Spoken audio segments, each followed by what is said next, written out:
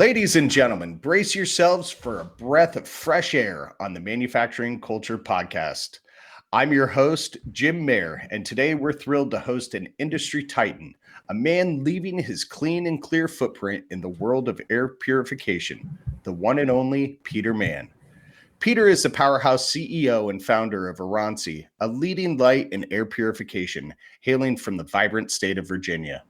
Known for its clever, effective, and trustworthy products, Oransi has taken the industry by storm under Peter's expert leadership.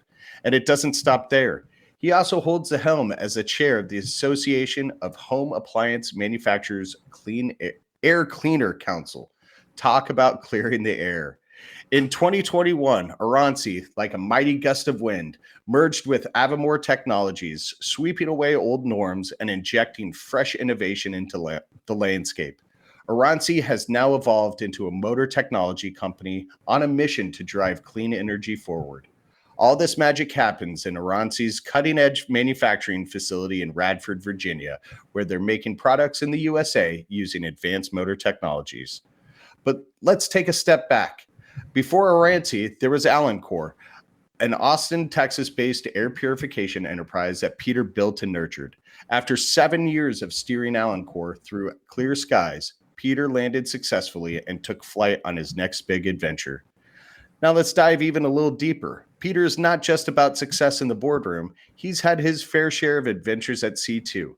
Awarded a Navy ROTC scholarship, Peter served 4 years in the Navy, including a tour in the Red Sea during the First Gulf War. On the USS McCandless, he was a communications officer and later a gunnery officer. There's room for everyone in the clear and open environment that Peter fosters. Late diagnosed with autism, Peter now shines a spotlight on autism awareness in the workplace, standing up for inclusion and diversity. So folks, prepare to be energized as we welcome this phenomenal game changer, Peter Mann, to the show. Join me as we dive into an enlightening conversation on the Manufacturing Culture Podcast.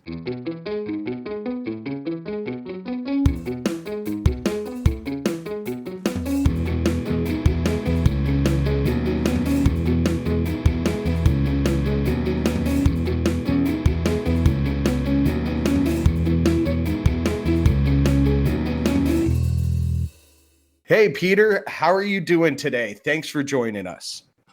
I'm doing great. Thanks, Jim, for having me. Absolutely, bud. Absolutely. I'm really excited to have this conversation today and see where the talk goes. It's always fun on this show because it's unscripted. Sometimes we go off in directions that one would never have imagined. So I'm excited to see where we go on our journey today.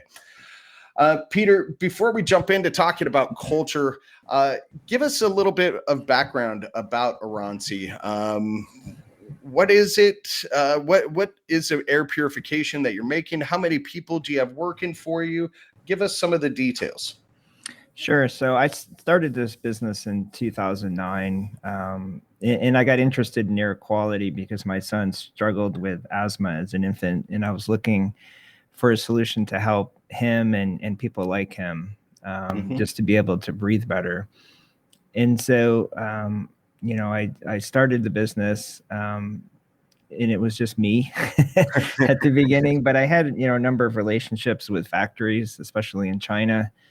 And so leveraging those relationships, I was able to, develop some products and start selling online, since that was my background. Yeah. And it's kind of grown obviously since then, to, initially adding some customer service folks in the US. And then, when COVID hit, the market just kind of exploded. And that's when we merged with the electric motor company in Virginia and moved to Virginia, purchased a large manufacturing facility. And now we're, kind of on the cusp of, introducing our first products that we're making here. That's awesome. In the US. Yeah. That's really neat. That's really neat. So, and you were in Austin before Virginia? Yeah, I was in Austin for 20 years. Wow. I worked at Dell for a few years, and that was some good experience. And then I co-founded an e-commerce business, and then part of that Allen brand that you referenced came out of that. But we sold some Got it. other products too. Okay. Yeah, but that was my step into entrepreneurship.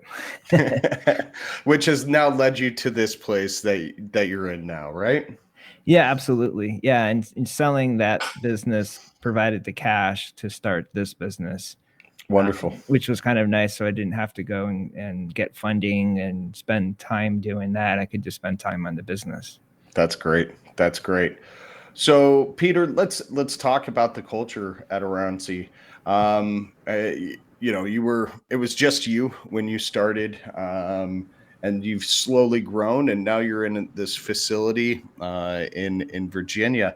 So, talk to us. I I don't know if we need to talk about the culture when it was founded because it was just you, but let's talk about the culture where you are now, with the employees that you have. How do you think your culture is, and tell us a little bit about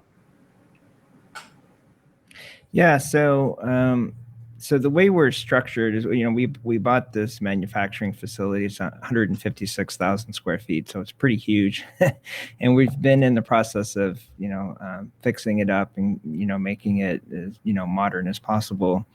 it. And That's right now, massive.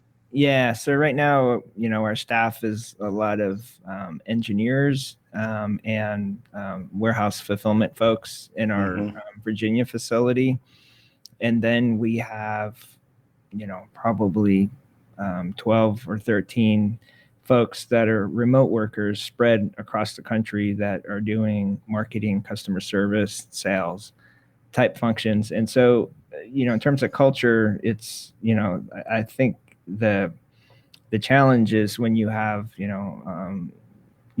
like 15 or 20 people at our factory here, and then you've got, almost a similar number remote, is trying to keep everybody feeling as part of the same team. Sure. Yeah, and so that's, I guess, a challenge that we face with that. Our plan going forward is we really ramp up manufacturing, is probably get to 100 plus people, at our factory. Wow.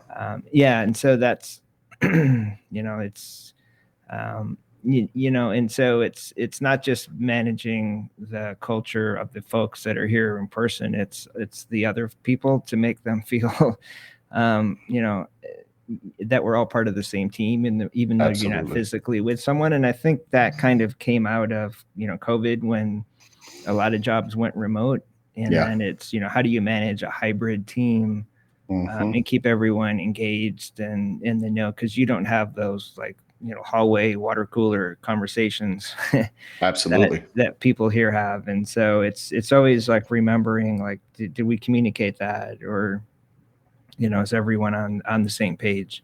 Yeah, absolutely. And as you scale your manufacturing to 100 plus ish in house, how big do you imagine that remote team growing to? Yeah, I mean, I see him growing just possibly a little bit, but our goal is to try and have as many folks here at our facility as possible. Sure. So I think it's easier to manage culture when you're together. I guess that's maybe more of an old school kind of thinking, but I think there's value in face to face. Yes and no. At least on a some part-time basis. I think you just connect better with with others, but not that you have to be here all the time. Absolutely. Well, and I think that all is dependent on what kind of culture you're looking to develop, right? If I mean, we're all in manufacturing here. I don't know of anybody who listens to this who isn't in manufacturing. Maybe my mom. Hi, Mom. But I will say that we, as an industry, typically have cultures that foster innovation and collaboration, but usually that's done in person, right? We're not like a law firm or other industries that can collaborate virtually. A lot of what we collaborate on is physical things that you can't scan and send off. So I see where you're coming from, and I don't necessarily think that's an old school mindset. I think it's just dependent on the industry we're in. Is that fair? Yeah, I think that's a fair statement. And when I think about culture, I think about, my past experiences and places I've worked. And before I started that e-commerce business in Austin, I worked for Dell, and then prior to that I worked for a company called Tech Data, which is was a Fortune 100 Wow. computer distributor. And so what was interesting about that is like Tech Data, salary wise, was was pretty good, but wasn't great. But the culture Mm-hmm. was really good in that they really valued people. And then Uh, when I went to Dell, the culture was just completely different, where it's like you were like on your own. They gave folks stock options, and that's what the motivation was, but they didn't sure, necessarily treat people, in my opinion, you know, nearly as well. And sure. it was just kind of a stark difference. And so that's always stuck with me, in terms of, how you treat people and how you want to be treated and what kind of organization you want. Yeah, Um, that makes sense. So, and then going back even further, talk to us about your experience in the Navy. Has that helped you shape your culture, your cultural journey at all? yeah, I would say so. Like when you're in the Navy, you're just thrown into a position and you don't pick your team. It's just like Right. it's like I guess it's like being a teacher. You don't pick your students. It's just Mm-hmm. that's who you have. There's no job interviews, and you have to make it work. And you have to work with people that are very different. And Mm-hmm. I think that that only makes you better. And so for me, it's a lot about understanding different types of people and human behavior, and what does each person need to be their best self. Yeah, I think that's great. So, how long did you serve, Peter? Yeah, I did. I had a 4-year commitment, and that's what I did. Okay. I think you either do your 4 or 5 years and get out, or you make a career of it. And that's kind of the two choices. And for me, it was a good experience, but we were overseas, and I didn't, it's kind of funny when you go and you did all the Navy training and all the schooling, but we never thought we'd be in war because there hadn't been a war when I was Right. growing up, through most of the 70s and 80s. And it's like, whoa. And then, there's just, as a surface warfare officer, you kind of have your day job, and then you also have to drive the ship and have other responsibilities. And so sleep wasn't a normal thing. And yeah, I was just like, I don't think I could do this for 20 or 25 years. Just this, the routine, there's no like lack of routine was more of the problem, and lack of sleep Sure. was kind of where I struggled. Sure. Well, thank you for your service, and really, really admire people who go out and put themselves on the line like that. So, thank you. Let's shift gears a little bit. Let's talk about some of the key values that you have at Oransi, and that you've tried to instill with the team as you're growing. What are the key values for the organization and for yourself? I mean, I think, when I think of value, is just valuing other people. And I think it's really understanding where folks are coming from. Hmm. I think the default position is, everyone's doing their best or trying their best, but we're not necessarily, speaking the same language, or don't have all the same facts that somebody else has. And so, if we Sure. give others the benefit of the doubt, and get aligned, I think is the big key thing, and listen to people, Yeah. because this the loudest, most senior person doesn't have the best ideas. So we kind of, like you were talking before about innovation's critical in Yeah. manufacturing, and you really need the best ideas to come to the surface, and and evaluate things based on the ideas, and as well as value people, so folks want to contribute, and can perform their best. And so I think it's really respecting other people, embracing differences, And, and for us, it's really just like, how do we do the best we can as an organization, and how do we get there? And, just because something was done one way doesn't mean in the past doesn't mean you have to continue doing it that way. Yeah. Well, one of my favorite things that I hear from shops all the time, and it doesn't matter what region or even what country I've been in, there's always a shop or two that says this. When I ask them why they do something, it's because that's the way it's always been done. And I think we have such an interesting industry because we have very bright people who solve problems and do things different ways, but the mainstay philosophy of the industry seems to be, well, that's just the way it's always been done. So it's kind of wild that way. Yeah, and it's the market is so competitive. It's like, I think the people that win are the ones that find better ways to do things, and it's like you have to be open to change. Absolutely. Yeah. Absolutely. So let's talk a little bit about change. When you merged with, is it Aviemore Technologies? Mm-hmm. Yeah, Aviemore. Aviemore. How did you navigate that process of merging two distinct, what I would imagine, company cultures into one unified front? Yeah, so that was that company was really more of a startup, and then Okay. we invested in them, and we were heading down the path of developing an air purifier with them, and then decided it would be best just to merge the companies just to really align, the two groups into one, so everyone's Sure. kind of pulling together.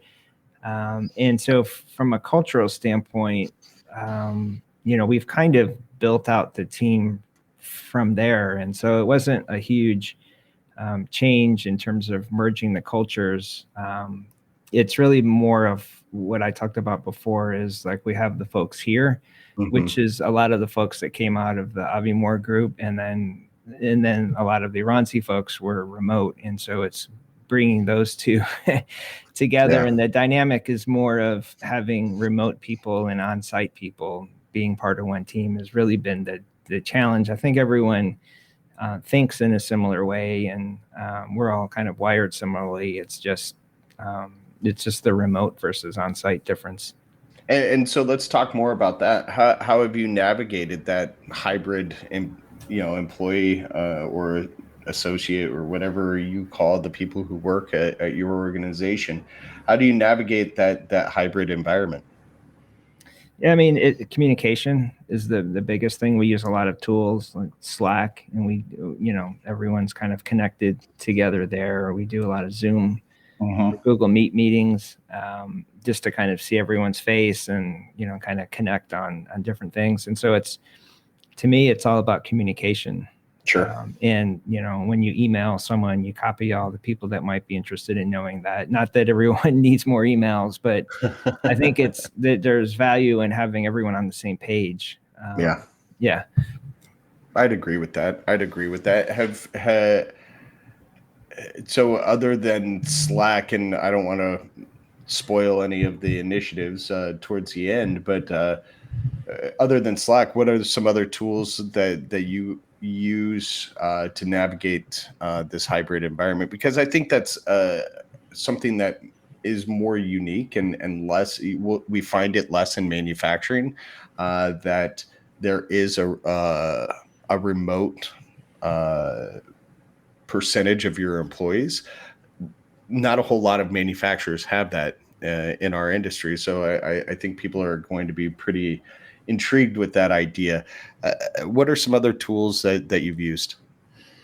Yeah. So, I mean, Slack's a big one, just like text messaging groups of Sure. people. But, for projects, we use like Asana. It's a lot of software Okay. that, multiple people can access and kind of communicate together. A lot Sure. of, we use Google Workspace. And so there's a lot of, multiple people can comment on a document.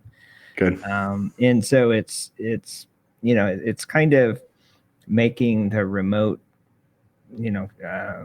work environment or projects kind of connected with everyone in a way that, makes it efficient, but also makes it to where someone's just not off on their own doing something, you don't know kind of what's going on. And so it's a lot of the, kind of software tools, or it's kind of like an ERP system to track, Sure. Purchasing and manufacturing, and kind of tying it all together, but it's having software to kind of keep people together on certain projects. I like it. I like it a lot. So Oransi's got a very important mission, air purification, clean energy type stuff. How do you ensure that the employees you have and the employees that you're looking to hire as you scale are aligned? You used the word alignment earlier. How do you ensure that they're aligned with that mission and integrate those values that you talked about into their daily roles? Yeah, we've brought on folks, especially during COVID, pretty good onboarding process to, align people with, kind of how we do things. There's a employee handbook that kind of outlines policies, and the managers take a strong, I guess, role in ensuring, that, when someone comes on, they're just not, I guess, the thrown to the wolves kind of a thing, but there's a process where you're kind of integrated into the organization. Got it. Yeah, I would say that's the onboarding process is kind of, because that's kind of what you remember when you start somewhere, kind of, are you kind of left on your own, or someone kind of introduce you to folks and kind of let you know how things work. Well, yeah, it's a huge milestone in that employee experience journey, right? The first exposure that somebody has is the job posting itself that they apply to, whether that's on Indeed or LinkedIn or wherever.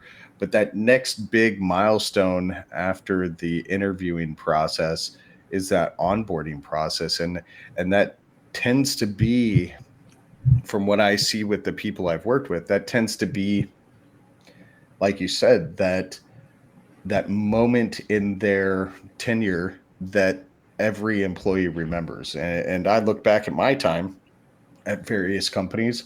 I remember the onboarding process. I may not remember, what happened in year 2 or year 3, but I remember the onboarding process and various things throughout my time at each organization. So that's a great point. Peter, let's completely shift gears and talk about autism. When were you diagnosed with autism?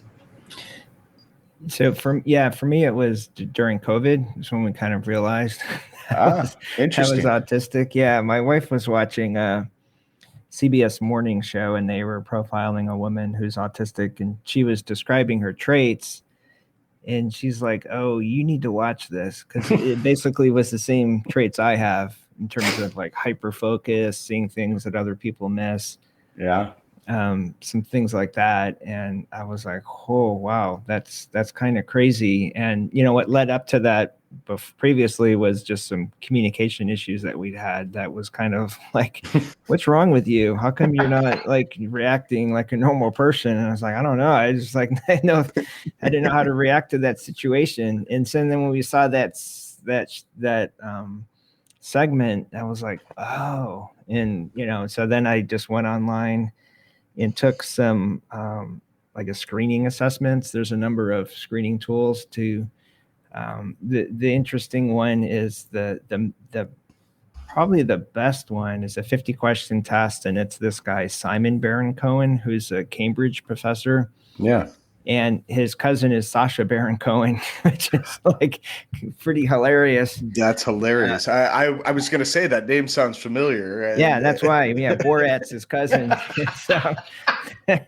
And so he came up with this 50 question test, which is kind of the standard, I guess, that most people reference in terms of a screening tool. And a typical person scores like 16 to 18.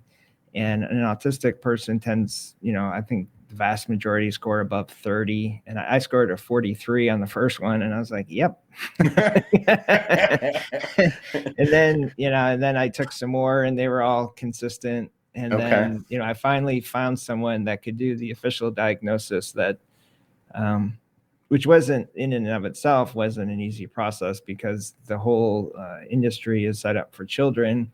Right. And, what's happened is, if you weren't diagnosed in the last 15 or 20 years, unless you were very high supports needs, you pretty much were not diagnosed, because Sure. no one was. And so Yeah. now you have all these adults who are autistic that don't know it running Absolutely. around.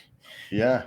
Well, and I think that there's absolutely something to that, and that was going to be my next question. What percentage? Because this idea of this of it being a spectrum is relatively new. I mean, when I was growing up, when you were growing up, it was labeled something different, and something I don't even want to put out on airwaves, right? But now we've come to this realization that there's a spectrum of neurodiversity. And so how many people do you think that we know just in day-to-day life are walking around undiagnosed and having it affect their lives and them not understand? Yeah, it's a lot. I was in school in the 70s and 80s, and I know in the 70s the diagnosis rate was about 1 in 2,500. Wow. And so in the latest numbers that came out a few weeks ago was they have it at 1 in 36. And it's not that there's more autistic people now, they're just finally being diagnosed. And it's because the diagnosis or the diagnostic criteria has changed, and there's better awareness that what autism is. And some people have been diagnosed with other things, which was not correct. Right. So if you have all these people that were, if it's 1 in 36, it's probably 2% of the population. Wow. If you're late millennial and older, very few of those folks were diagnosed, and you just take 2% of whatever that population. It's a big number. Yeah. I'm going to have to get that assessment from you. My wife and I have had that conversation a couple of times. And I don't know if it was the same CBS Sunday morning segment that she saw, but there was something that she was watching that she's like, "Hey, you might want to check this out." so very similar moment. Yeah. So Peter, oh man, I lost my question. Good thing this is a podcast and I can edit this part out. I'll come back to it. So Peter, as somebody who has been diagnosed late in life, does that help make sense of your life prior to your diagnosis? I mean, does that connect some dots for you in your head with things that you remember from growing up, from your early adulthood, that didn't necessarily make sense at the time, but now with your diagnosis, it kind of connects those dots? Yeah, I think when you're late diagnosed, I think it's natural to go back and just relive a lot of key moments in your life. Yeah. And you see it through a different lens. And, for me, it's just, and there's so many examples, but just the, basic one is just as a really young kid, constantly being scolded for not making eye contact. When it's like, when I do that, my brain shuts down, and it's like my choice is I look someone in the eyes so I don't get scolded for not making eye contact. And in that process, I can't really think through how to best respond to whatever they're saying, or I don't make eye contact and I'm, more fully functional, but then you're kind of being rude. It's kind of like a lose-lose situation. And it's like, wow, it's like, and at the time I didn't think there was anything wrong with me. I just felt I was different, and I didn't have, and so what you end up doing is what they call masking, which is you kind of fake look someone in the eye, but you're not looking in the eye, but you make them think they're looking you. And it's like, there's so many examples of that it's kind of exhausting, but you're doing it so you don't get perceived as being a rude person, but Sure. still function properly. And I kind of like give myself a pass, or I don't get beat myself up for that because I'm just wired differently. It's not anything. I don't think there's anything wrong with that. It's just an awareness kind of thing. But there's like so many examples Wow. that I could go through. That's almost just a survival mechanism at that point, is that masking. Am I correct? Yeah. And then what's crazy is when you do get the autism diagnosis, then you're like, well, who am I then? Like, am I masking in this situation? Oh, like, because you're almost like an actor sometimes. I mean, I know sure. I've had to give speeches and stuff, and it's like an out of body experience sometimes when I'm doing it, and it's weird. And there's I start reading about it, and there's a lot of famous people who or either say they're autistic, or they lived a while back, and you're like, oh yeah, they meet all the criteria. Got it. So what kinds of initiatives or strategies have you implemented to increase autism awareness of the spectrum in general, and understanding of that within your team that at Oransi? Yeah, I haven't really like talked about it too much with people Okay. here, but I do a fair amount of LinkedIn posting about it, and people read the posts. Yeah. So, and some people will come up and talk to me, but it's not something I'm pushing in anyone's face or Sure. making a fuss about. But I do kind of, kind of share what it's like to be an autistic person, and it's really more for awareness and trying to normalize it. I love that. Not And for those of you listening, please follow Peter Mann. There's two N's on the end of man. So Peter Mann on LinkedIn. Search for him, follow him. He's got some great stuff on there. Yeah, and I think it's when they say there's a spectrum, it's because we're all different, and we have different strengths and weaknesses, and some things that are challenges for some folks aren't challenges for other folks. It's you can't you just put somebody in a box and it's like, oh, you're autistic. It's like, well, there's a lot of diversity within autism group, and then there's these things called co-occurring conditions, which may or may not be present, which is ADHD or cognition or speech, or a number Sure. of different things. And so and then there's different levels of intensity or magnitudes within those, and so it really is this broad kind of a spectrum, I guess. Yeah. And so manufacturing has always kind of been viewed as a more traditional sector industry. So what can the industry do to support neurodiverse individuals? Yeah, the biggest issue. So if you look at the, autism is a minority, and it's considered a disability. Okay. But ADA, and the unemployment rates, the statistics are kind of all over the place, but I've seen it as high as 80 to 85% unemployment rate. Wow. And the issue is you just can't survive the interview process. And so I think changing the interview process to make it more friendly to anyone. And so it's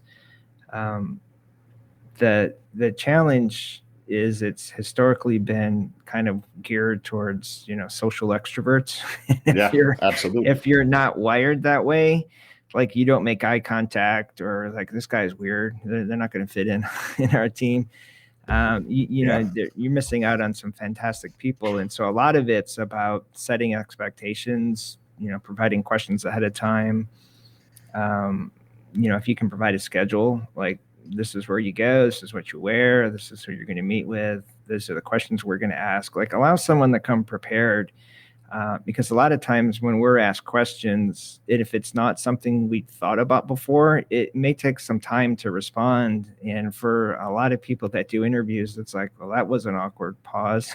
and it's like, no, I'm just thinking through a lot of different things and how to give the best answer. It's like it's like the folks that are autistic being interviewed, there's not an awareness for kind of what they're going through.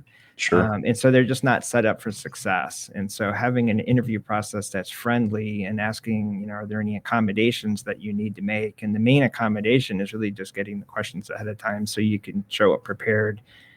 That's great. For how to answer a curveball question that you hadn't thought of. No, I like that a lot. That's a great tip for myself and anybody's listening. We are the Manufacturing Culture Podcast. We've had multiple guests talk about as they're going through their process of hiring, they screen for cultural fit. And so how can someone who's hiring recognize and understand cultural fit of somebody who's on the spectrum who may appear awkward, right? Have that awkward pause, but in reality, that's just them uncomfortable because they're on the spectrum. Does that question make sense? Yeah, and I think it's a little. So for me, I think what's different is if you're neurodivergent, especially autistic, you tend to be more of a bottoms up thinker, and you're thinking through a lot of details. Okay. I think most typical people are top down thinkers. And when you're a bottom up thinker, you're just thinking through so many more things. And that's why you're sitting there, and like for me internally, my brain is just going a million miles an hour, but my face is like no expression on it. And it's like what's going on inside is in no way matching what I'm showing.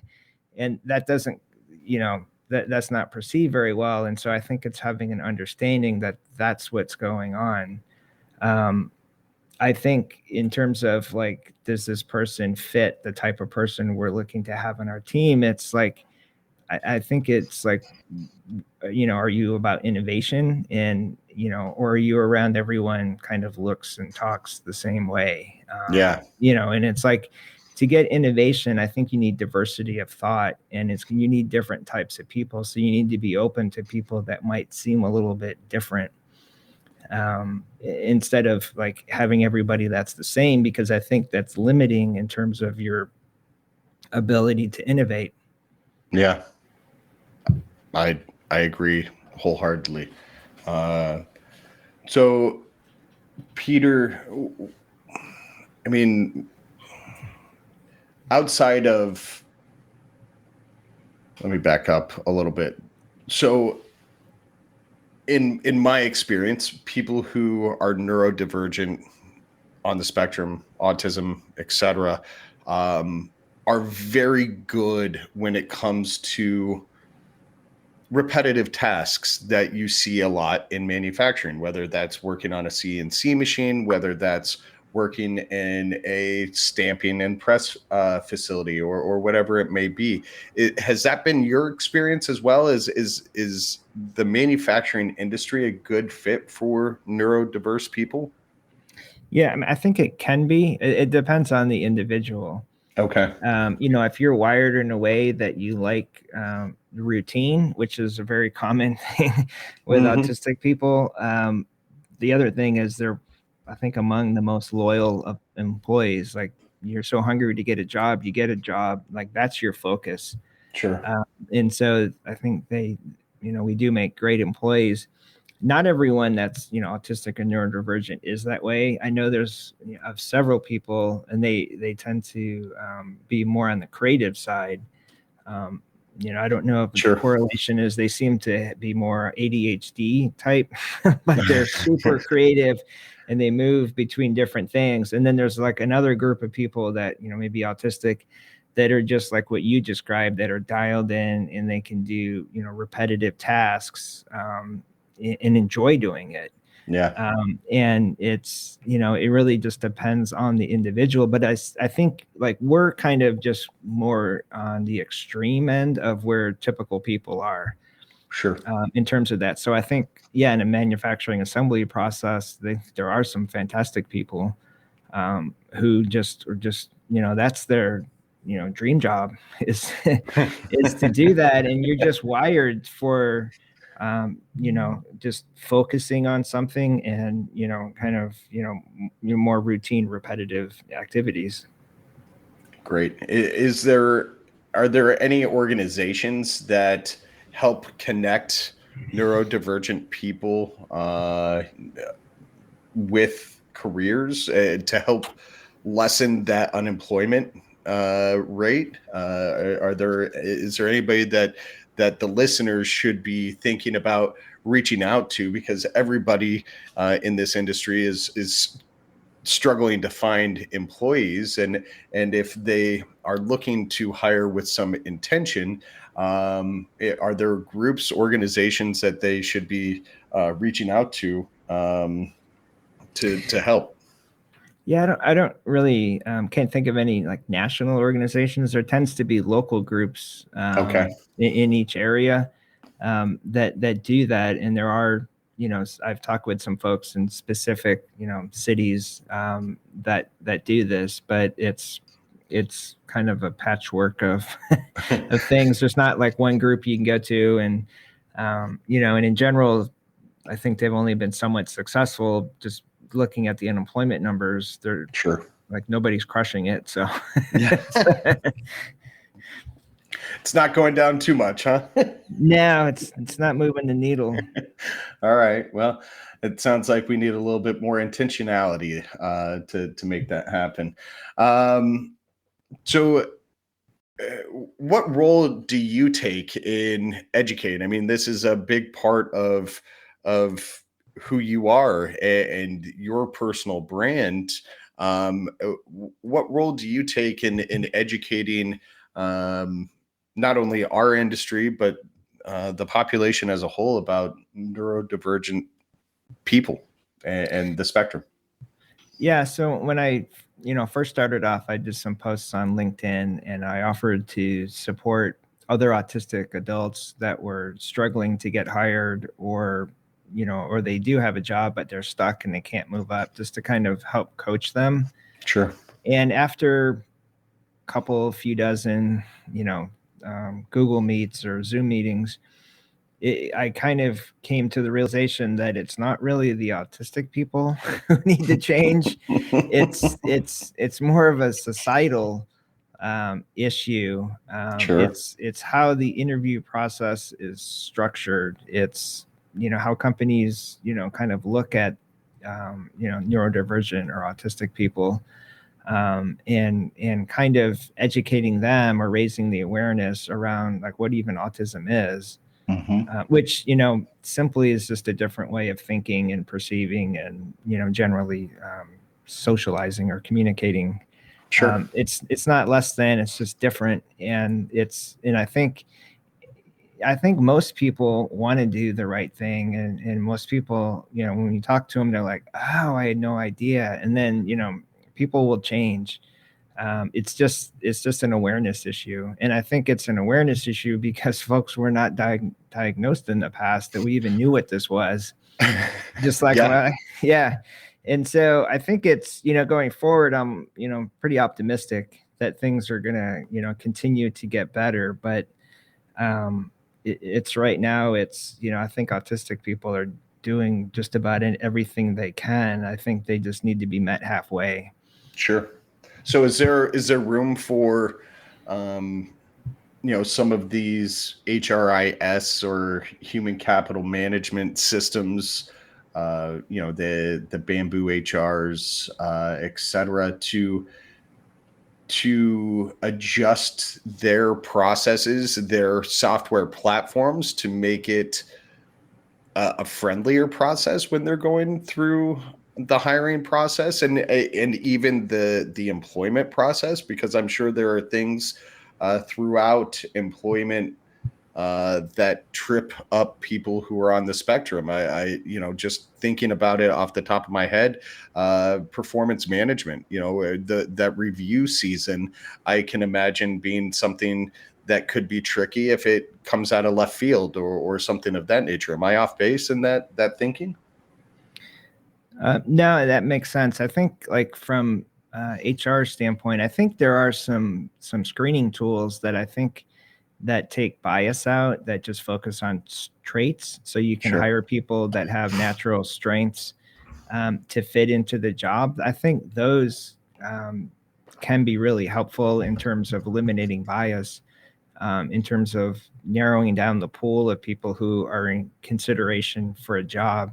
But I think the interview or the review process, I think a lot of it is with anything is about setting expectations.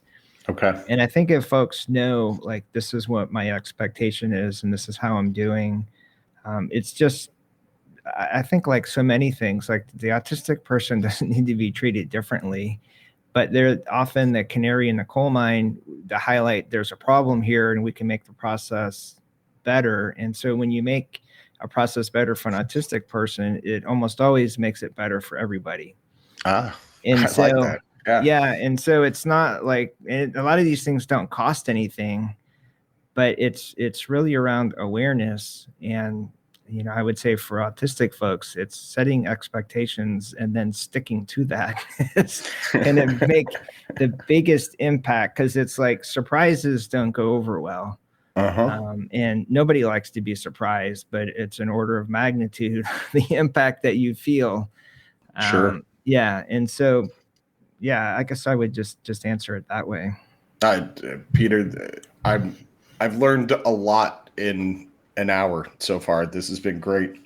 What are three? I mean, the last question I always ask my guests here is, what are three initiatives that you've implemented to improve the culture at Oransi, or are you looking at implementing as you look to scale? Yeah, I guess your culture is never as great as you would want it to be. It's always, I think, a work in progress. But to me, it's the focus is just a reminder about communication Mm-hmm. is really important. I think just treating people like you'd like to be treated, and stepping back and trying to see things from other people's perspectives, because we all have different life experiences and we're approaching things from different angles. And I think, is it me that needs to look at something differently, or does someone that's working on something or upset about something just not seeing the full picture? Yeah. And that's somewhat related to communication, but it's also, I think, I just giving people the benefit of the doubt, and it's just assuming everyone has good intentions, which I think is the case, and then just kind of getting on the same page in terms of alignment. And Sure. then the third is just valuing people, giving good benefits. I worked at when I got out of the Navy, I worked for a family business, which, was a pretty decent sized business, but gosh, they were so cheap to anyone that wasn't in the family. And I was like, couldn't wait to get out of there. I just worked there to get experience as a stepping stone to go somewhere else, but I had zero intention of staying any longer than I had to. And, I don't know. I mean, I guess you can be cheap with people, but you're going to pay for it. Yeah. And so, you really need good people, and you want good people to stay, and you just have to treat them right. Absolutely. Absolutely. Machinery wears out and is replaceable, and people really aren't if you truly value those people. Um, so, Peter, I really appreciate it. The really the last thing that I give our guests an opportunity is if there's any parting comments, wisdom that you want to impart on us. Is there anything else that you'd like to share that you don't feel that you've had the opportunity to? I mean, I would just kind of echo one of the the points I made, which is like a Steve Jobs quote, is the best idea should win. And so it's like, check your ego at the door. And, if you want to innovate and get better as a company, you need to consider all the best ideas. And, as we've been reshoring our manufacturing, I also have to remind myself that it always takes longer and costs more than you would hope it would take. But that's just kind of the reality of it. Sure. Absolutely. Well, thank you very much, Peter. Ladies and gentlemen, that wraps up our exciting time with the extraordinary Peter Mann.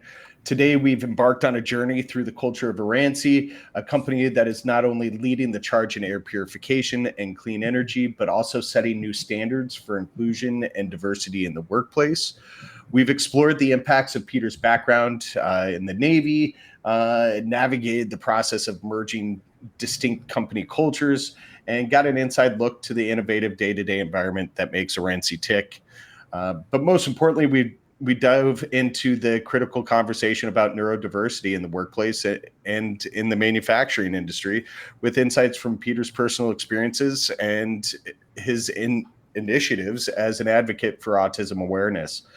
We hope that you've enjoyed today's episode as much as we've enjoyed bringing it to you.